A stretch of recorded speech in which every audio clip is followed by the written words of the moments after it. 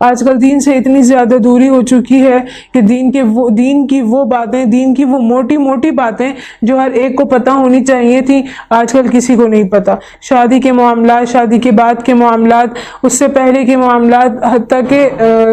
موٹے موٹے وہ مسائل جو ہر انسانی زندگی میں ایک نہ ایک دن لازمی آتے ہیں یا روز مرہ کے مسائل ہوا کرتے ہیں، اس سے ہماری واقفیت ہی ختم ہو چکی ہے بالکل۔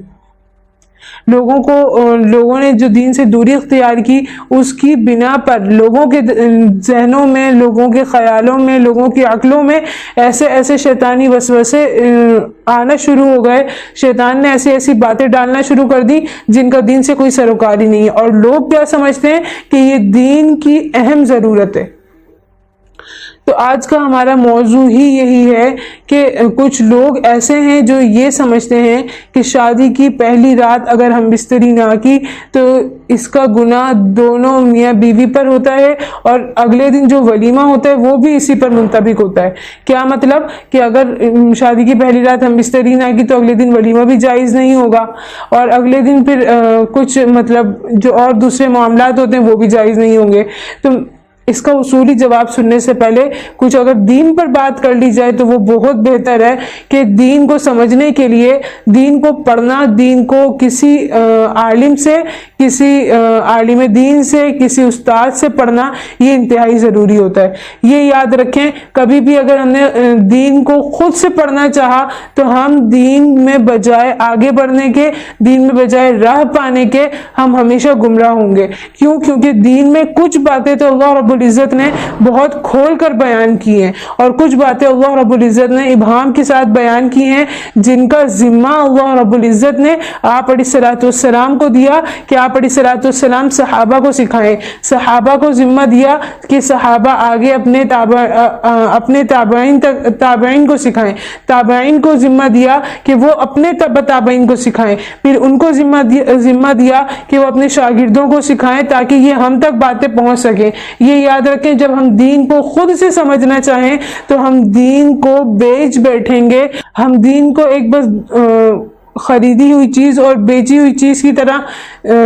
استعمال کرنا شروع کر دیں گے۔ اس کے لیے ایک استاد سے، ایک مدرسے سے، ایک رہنما سے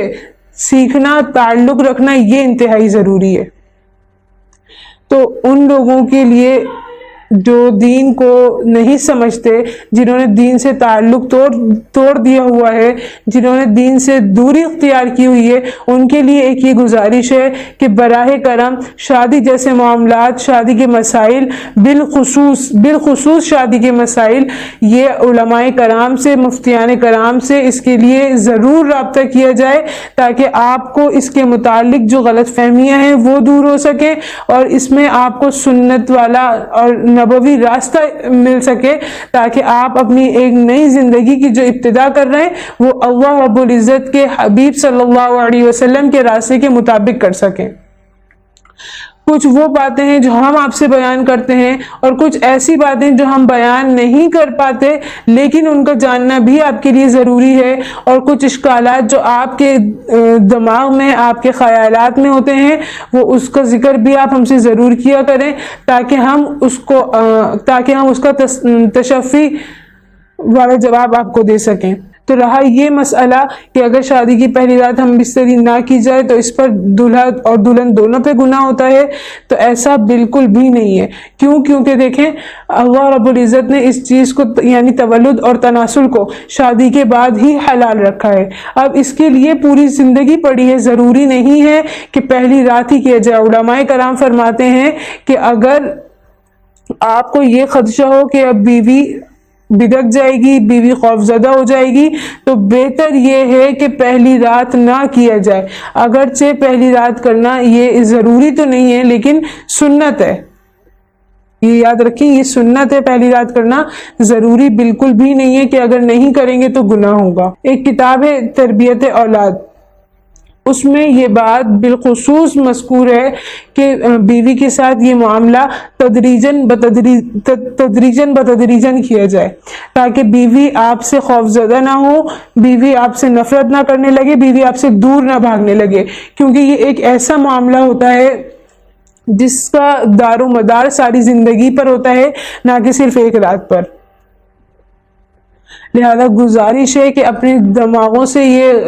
برے خیالات اور یہ غلط فہمیاں نکال دیں کہ اگر شادی کی پہلی رات ہم بستری نہ کی جائے تو اس پر گناہ ہوگا، تو اس کا گناہ ہوگا دونوں جوڑوں پر۔ تو ایسا بالکل بھی نہیں ہے، اگر نہیں کیا جائے تو کوئی مسئلہ نہیں ہے، اگلے دن ولیمہ بھی ہو سکتا ہے اور باقی سارے معاملات بھی ہو سکتے ہیں۔